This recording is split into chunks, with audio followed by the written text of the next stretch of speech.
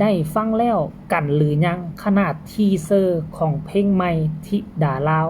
แต่งขึ้นมาเพื่อถวายความอาลัยให้กับพระพันปีหลวงคนหัวลุกได้ฟังท่อนสั้นๆทักทายสบายดี FC แฟนคลับทุกท่านกันแล้วกันมาพบมาพ่ออีกคลิปหนึ่งท่านผู้ชมค่อยคำยามแรงกัจิวาและช่วงสายๆบ่ายๆเยื่องไปยังค่อยคำยามแรงมาพบพ่อกันคลิปนี้ท่านผู้ชมเอ้ยเพลงแต่งมือว่านนี่บ่ฮอดชั่วโมงและก็เข้าห้องอัดในค่ำคืนที่ผ่านมาอึดลับอึดนอนปัจจุบันนี่คือใส่เสียงดนตรีเรียบเรียงเก็บเล็กเก็บน้อยสำเร็จเสร็จสิ้นหมดแล้วพอภูศรีวิไลได้ปล่อยเป็นทีเซอร์สั้นๆออกมาเสียงดนตรีกำลังเล่นขึ้นมันเฮ็ดให้พวกเขาขนหัวลุกขนหัวพองจิตใจเศร้าหมองเข้ากับสภาพสถานการณ์ที่พุนพื้นแผ่นดินไทยเสียผู้รักผู้ใหญ่ไปท่านผู้ชม FC แฟนคลับบทเพลงที่กันมาจากใจของพ่อภูและก็มอบให้น้องธิดาลาวเป็นตัวแทนของประชาชนลาวเกือบ8ล้านคนแสดงถวายความไว้อาลัยให้แก่พระพันปีหลวงหรือว่าแม่ของแผ่นดินที่จากไปท่านผู้ชม FC แฟนคลับในฐานะที่ค่อยเป็นคนลาวค่อยได้ฟังเพลงนี้แล้วค่อยรู้สึกขนลุกขนพองลักษณะคือคล้ายๆคือตนเองได้ฟังและก็ได้ห้องเพลงนี้ไปนำเบิ่งเพลงนี้ไปนำฟังเพลงนี้ไปนำแล้วก็เบิ่งภาพประกอบของพระพันปีหลวงภาพที่เล่าไปสถานที่ต่างๆและหลายคนก็มาคอมเมนต์บอกว่าอยากให้ตัดภาพประกอบเอาภาพของพระพันปีหลวงประกอบใส่กับเนื้อเพลงใหม่เพลงนี้มันคงจะเป็นการดีว่าซันเดแต่ว่าอันนี้เป็นเพียงแต่ทีเซอร์ที่เขาเจ้าปล่อยออกมาประมาณเกือบ1นาทีค่ำคืนนี้ประมาณ8โมงเฮามีนัดหมายกันตอน8โมงมันจะมีปล่อยเพลงเต็มออกมาและคิดว่าคันถ้าทุกคนได้ฟังเต็มมันคงจะมวนกว่านี่แน่นอนท่านผู้ชม MC แฟนคลับเนาะอันนี้คือการเคลื่อนไหวล่าสุดของพ่อภูศรีวิไลซึ่งเป็นผู้ค้นคิดแต่งเพลงบ่ฮอด1ชั่วโมงมอบให้กับตัวแทนของคนลาวเฮาเอาเป็นผู้คับห้องท่านผู้ชม FC แฟนคลับและพวกเจ้าฮู้บ่นอกจากพ่อภูศรีวิไลแล้วก็ยังมีศิลปินคนอื่นๆมีผู้แต่งเพลงอาจารย์แต่งเพลงคนอื่นๆอีกตื่มที่กำลังคิดแต่งแล้วเฮาก็มาเบิ่งเฮาจะได้ฟังแล้วก็เฮาจะได้เห็นความสามัคคีของพี่น้องชาวไทยมีความสามัคคีกลมเกี่ยวกันในช่วงที่บ้านเมืองเกิดวิกฤตแบบนี้ทุกคนก็จะหันหน้าเข้ามาจับมือเป็นหนึ่งเดียวกันและหนึ่งในนั้นที่เป็นผู้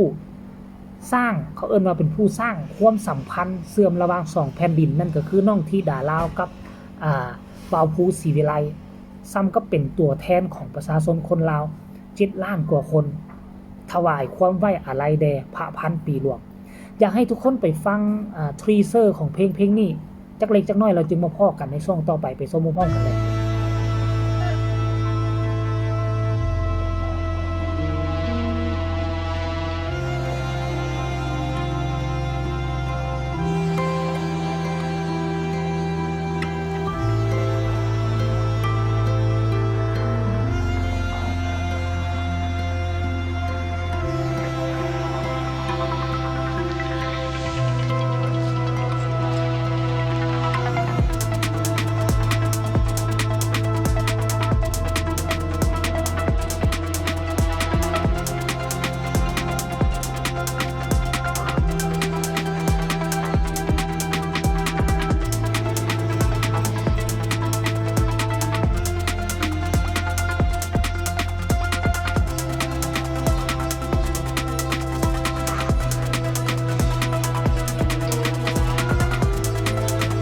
เอานะทุกคนเพลงที่ทุกท่านได้ฟังไปนั้นมันคือทีเซอร์สั้นๆประมาณ1นาทีเนาะหวังว่าทุกคนก็น่าจะได้ฟังพร้อมๆกันแล้วแต่ว่ารายละเอียดตอนประมาณ8โมงแรงมื้อนี้ตามนัดหมายได้ฟังเต็มเพลงแน่นอนเนาะหลังจากที่ปล่อยไปหน่อยนึง FC แฟนคลับเข้ามาให้ความสนใจหลายขนาดเลยทุกคนบ่าวภูศรีวิไลปล่อยทีเซอร์ไปประมาณ45นาทีคนเข้ามากดไลค์เป็นพันกว่าไลค์คนเข้ามากดแชร์น่ะเกือบ100กว่าแชร์แล้ว แล้วมาเบิ่งคอมเมนต์เบิ่งหลายคนมีความคิดความเห็นแนวใดหลังจากได้ฟังเพลงนี้เดี๋ยวเจบ่ลาวสิไปอ่านสู่ฟังกันแล้วกันเด้อทุกคนคอมเมนต์นี้เป็นคอมเมนต์แรกเราคอมเมนต์ว่านี่คือ1เพลง1ในเพลงประวัติศาสตร์ทั้งอาจารย์ผู้แต่งเนื้อแล้วก็อาจารย์โน่ผู้ทำดนตรีและเจ้าหญิงธิดาน้อยเด็กหญิงไพลินว่าซั่นสุขสวัสดีผู้ขับห้องว่าซั่นเด้พร้อมทั้งทีมงานบ้านศรีวิไลทุกท่านที่ได้เข้ามาร่วมถวายความอาลัยแด่พระพันปีหลวงครับผมว่าซั่นคอมเมนต์นี้บอกว่าสุดยอดครับเพลงนี้เพราะมากครับว่าซั่นเด้ต่อมาอีกเพลงหนึ่งก็แล้วกันเลือกเวลาละครหลังข่าวเมื่อก่อนเป็นเวลาทองว่าซั่นผู้ต่อมาก็บอกว่าขอบคุณอาจารย์ภูศรีวิไลที่แต่งเพลงแทนคนลาวทั้งประเทศครับโอ้อันนี้เป็นคนลาวได้ชื่อว่าดาวอน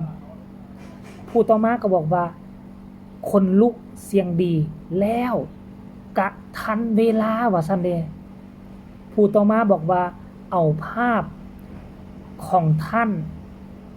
ตอนท่านเสด็จไปสถานที่ต่างๆมาทำประกอบเป็น MV ครับผู้นี้บอกว่าเอาอีกแล้วลุงน้ำตาไหลถวายความอาลัยแม่หลวงของเฮาว่าซั่นคนนี้บอกว่าทำเพลงได้เร็วมากว่าซั่นอัดเสียงจบในวันเดียวสุดยอดครับผู้ต่อมาบอกว่าน้อมถวายทรงเสด็จพระพันปีหลวงสู่สวรรคาลัยผู้นี้บอกว่าฟังแล้วน้ำตาไหล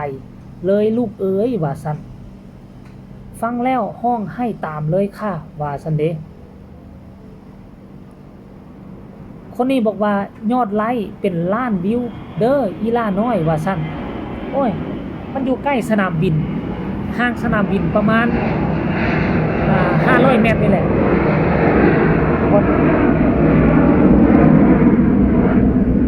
ห่างสนามบินประมาณ500 เมตรมันก็เลยได้ยินเสียงยนต์ขึ้น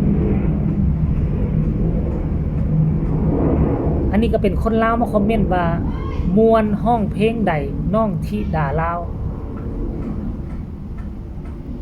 คนนี้บอกว่าอาจารย์ภูสร้างสรรค์ดีแท้ๆเลยว่าซั่นฟังแล้วน้ำตาไหลมาแบบบ่ฮู้โตเสียงสุดยอดมากลูกว่าซั่นคนนี้บอกว่ารอแล้วอยากฟังเต็มเพลงแล้วล่ะค่ะเสียงน้องห้องเพราะมากรอครับท่านผู้ชม FC แฟนคลับอันนี้คือส่วนหนึ่งของคำคิดคำเห็นของแฟนๆบ่ว่าจะเป็นคนลาวคนไทยที่ได้รับได้ฮู้ถึงความตั้งใจของเบาภูศรีวิไลและมอบให้น้องธิดาลาวเป็นผู้ขับห้อง